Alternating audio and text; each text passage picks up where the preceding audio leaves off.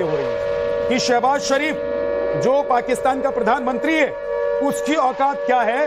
वो संसद में शहबाज की औकात दिखाने वाला कोई और नहीं, उनके ही सांसद हैं। संसद में शहबाज की औकात पर चर्चा हुई। पीएम शहबाज की तुलना गीदड़ से कर दी गई। हमारा वजीर शहबाज शरीफ बुज़दिल है यह तक कह दिया गया, और शहबाज मोदी का नाम तक लेने से डरता है यह तक कहा गया पाकिस्तान की संसद में, पाकिस्तान के सांसद के द्वारा। और वो सांसद किसी और पार्टी का नहीं, शहबाज की पार्टी का ही सांसद है। सुनिए सर। वो इंडिया के इन मामलात के ऊपर एक स्टेटमेंट नहीं आई। जनाब डिप्टी स्पीकर, संसद में जंग पर चर्चा चल रही है, गीदड़ प्रधानमंत्री को कहा जा रहा है। उस वक्त वहां के जो स्पीकर हैं वो कह रहे हैं कि भाई साहब जल्दी से खत्म कर लो, हमको नमाज में जाना है।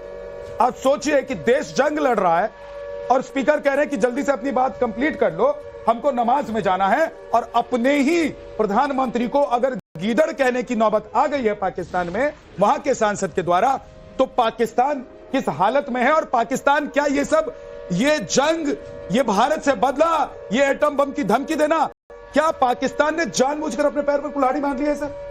बिल्कुल। आप देखिए, जो भी सांसद होता है वो देश की आवाज होता है, वो अपने लोगों की आवाज सामने अपना बुलंद करने की कोशिश कर रहा है, और एक स्पीकर है वो उसकी आवाज को दबाने की कोशिश कर रहा है। और आप सुनिए वो क्या बोल रहा है।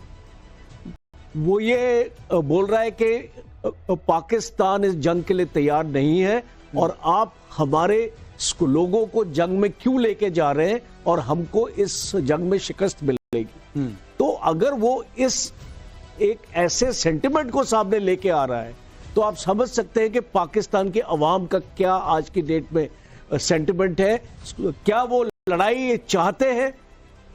नहीं चाहते हैं। और जो मुनीर है वो अपने पर्सनल फायदे के लिए, अपनी खुद की उस सोच के लिए, और अपनी जो एक इसको रिलीजियस की और इस्लामियत की उसकी जो सोच है, कौम के नाम पर कट्टरता की सोच कही है सर, एकदम हाँ। आम भाषा में कट्टरता वाली जो उसकी सोच है वो पूरे पाकिस्तान को मरवा रही। हाँ। एक और बड़ी खबर आ रही है, वो बता देता हूं। मदरसे के बच्चों को जंग में उतारेगा पाकिस्तान। पाकिस्तान की संसद में ख्वाजा आसिफ ने बयान दिया।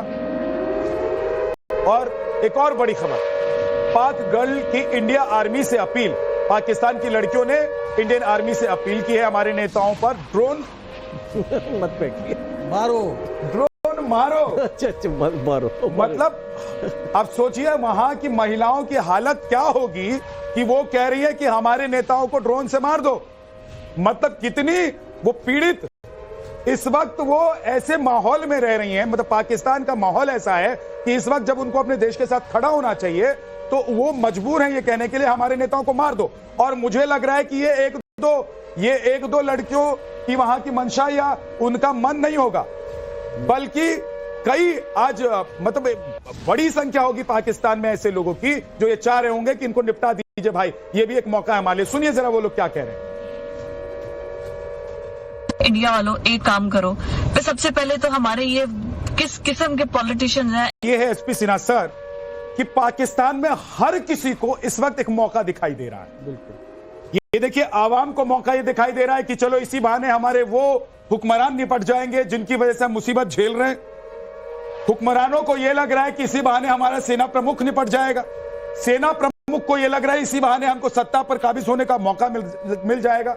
यानी कि पाकिस्तान में हर कोई मौका मौका मौका मौका मौका कर रहा है सर। विद्या अंग्रेजी में बहुत सुंदर कहावत है, फिशिंग इन ट्रबल्ड वाटर्स। ये पानी वहाँ पाकिस्तान चारों तरफ से घिर गया है, और पाकिस्तान, ये जो लड़की बोल रही है ना जी, ये पूरे जनता की आवाज है। लेकिन मैं इन पाकिस्तान के आवाम को कहना चाहता हूँ, जब डिफेंस तुम्हारा सेना कंट्रोल करता है, फॉरेन अफेयर्स तुम्हारा सेना कंट्रोल करता है, तो ये फार्स, ये जो नौटंकी बना रखे हो प्रजातंत्र का, इसको खत्म करो। इलेक्शन क्यों करवाते हो? इतना पैसा खर्च क्यों करते हो? मिलिट्री डिक्टेटरशिप ये देश है, मिलिट्री डिक्टेटरशिप होने दो, एटलीस्ट पैसा तो बचाओगे। और power without accountability, general Munir power build करता है, अकाउंटेबिलिटी कुछ नहीं बोल, जब ट्रबल में आता है तो बोल देता है प्रधानमंत्री जी जाने। तो ऐसे तो नहीं चलेगा ना, डुअल रिस्पॉन्सिबिलिटी नहीं चलेगा। तो पाकिस्तान को चाहिए डिसाइड करे कि प्रजातंत्र है या ये डिक्टेटर तंत्र है, ये डिसाइड करना पड़ेगा। और पाकिस्तान ही एक विश्व में एक देश है जिसमें सेना, डिफेंस और फॉरेन अफेयर्स पूरी तरह से कंट्रोल करती है, उसमें सरकार की भी हुकूमत नहीं चलती है जी। अभी तो मुनीर ने एक और हद कर दिया, NSA बना दिया है सर्विंग ISI चीफ को, ISI चीफ को सर्विंग, वो नौकरी में है अभी और उसको NSA बना दिया है। इसका मतलब है अब वो डायरेक्ट रिपोर्ट करेगा जनरल मुनीर को, अब वो बाईपास करेगा प्रधानमंत्री को। और एक और बड़ी बात, बड़ी खबर, एक तरफ देखिए ड्रोन अटैक को लेकर जिस युवती को आप सुन रहे थे, पाकिस्तानी युवती को, जो कह रही थी कि भाई ऐसा है कि ड्रोन अटैक कर दीजिए, हमारे हुक्मरानों को निपटा दीजिए। अब क्यों पाकिस्तान की आवाम में इतनी खलबली है और क्यों पाकिस्तान की आवाम भी अब मोदी की तरफ और भारत की सेना की तरफ देख रही है, उसके पीछे वजह है। वजह क्या है वो बता देता हूं आपको कि ड्रोन अटैक पर पाकिस्तान के रक्षा मंत्री ने जो झूठ बोला, उसकी वजह से पाकिस्तान की आवाम बौखलाई हुई है, पाकिस्तान की आवाम गुस्से में है। पाकिस्तान एयर डिफेंस की नाकामी पर बेतुका बयान जानबूझकर वहां के रक्षा मंत्री ने दिया।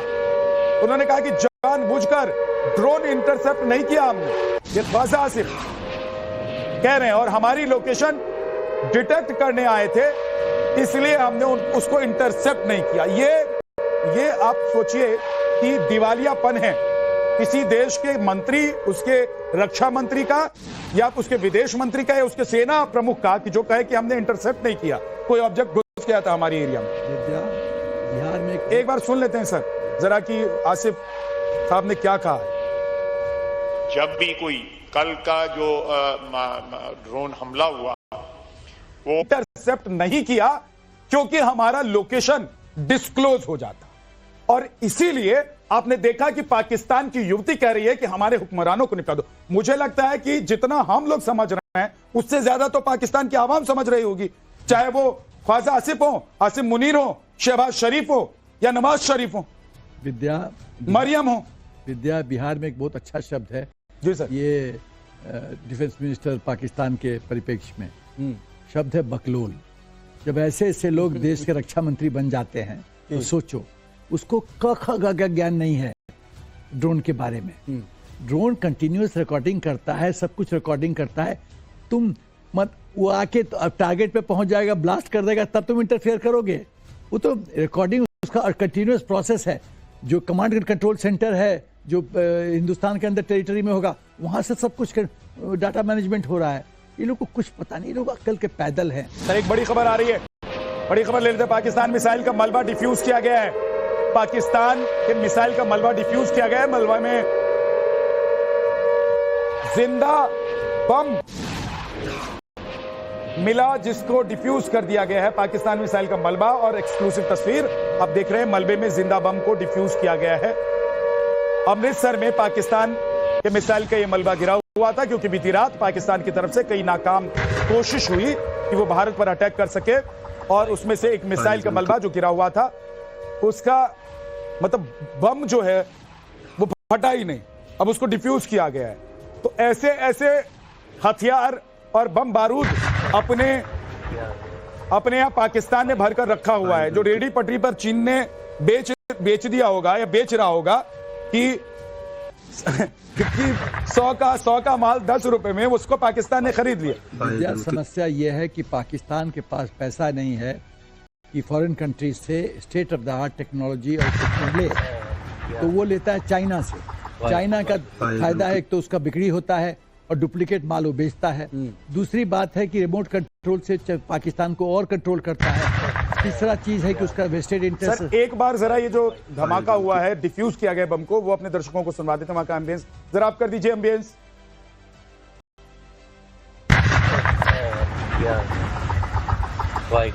वाहिगुरु।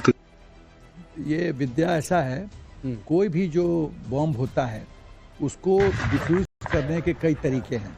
ये जो सिस्टम है कि वहां पे जाके, जहां पर ये बॉम्ब गिरा हुआ है वहां पे जाके ब्लास्ट करने वाला एक मटेरियल